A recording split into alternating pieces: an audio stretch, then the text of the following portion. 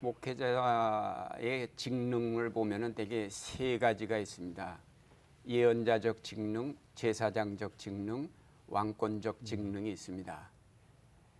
그러니까 제사장적 직능에서는 예배와 성례전, 그리고 예언자적 직능에서는 설교와 가르침, 그리고 왕권적 직능에서는 교회의 치리, 이런 것들이 이제 포함되는데, 문제는 기본적으로 이런 것들을, 이 직능을 감당하기 위해서는 전문성을 갖춰야 됩니다. 그런데 한국 교회 목회자들에게 근본적인 문제는 이런 전문성이 많이 결여되어 있다는 거죠. 예.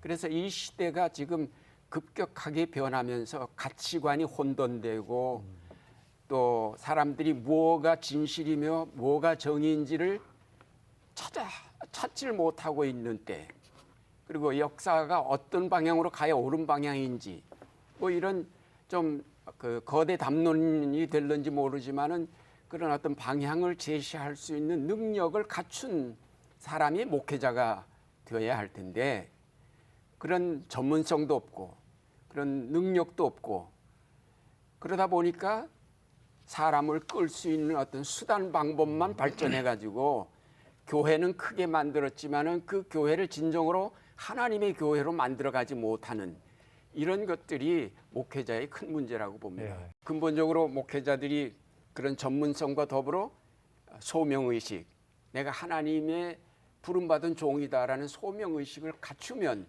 사실은 이런 문제들이 발생할 어떤 여지가 생기지 않을 텐데, 그런 것들이 없다 보니까 겉으로 나타난 수단 방법만이 발전해가지고 오늘의 현상들이 일어나지 않겠나, 저는 좀 더 크게 보고 싶습니다.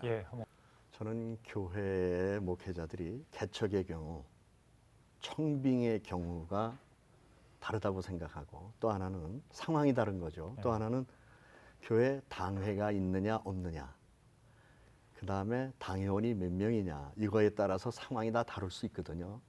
목회자의 재정적인 문제가 발단이 되는 건 개척한 경우에 처음에 재정을 맡길 사람도 없고 헌금하는 사람도 없습니다.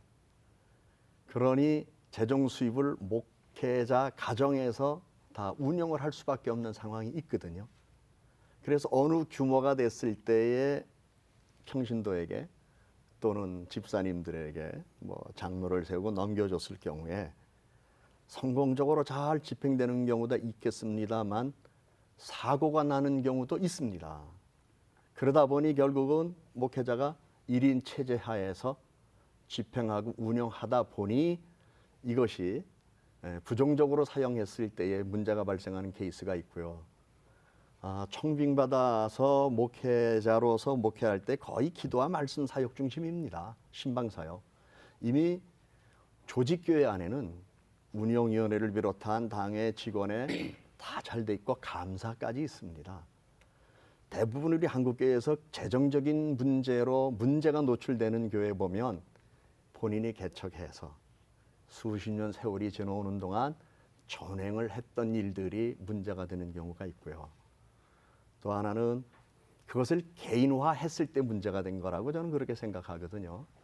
이랬을 경우에 교회가 제도적으로 어떻게 할 거냐 하는 문제는 우리 목사님께서 말씀해 주신 대로 첫째는 하나님 앞에서의 문제일 거고, 두 번째는 교회도 규모에 따라서 조직화되었을 때에는 조직화된 상황 속에서 서로 간의 신뢰가 형성되는, 이것이 참 중요하다고 생각하거든요. 네. 문제는 목사가 그 일을 할 수 있는 사람을 찾지도 않을 뿐만 아니라 찾았다 할지라도 맡기지 못할 때 문제가 될 수 있고, 또 하나는 성도들이 목회자에게 그러한 의심의, 의혹의 눈을 가지고 계속 보는 한 문제도 발생할 수 있기 때문에 저는 문제이기가 제기됐습니다만 빨리 회복될 게 신뢰를 회복하는 것이 서로 간에 중요한 일이라고 생각되어집니다.